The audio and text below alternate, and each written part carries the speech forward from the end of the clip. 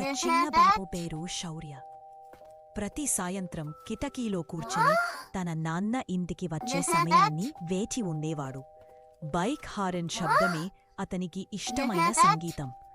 ఆ హార్న్ వినగానే శౌర్య గేట్ వద్దకి పరుగుతుతాడు. అతని తండ్రి అలసిపోయిన చిరునవ్వుతో అతన్ని గాలివైపు ఎత్తి ఊపుతాడు.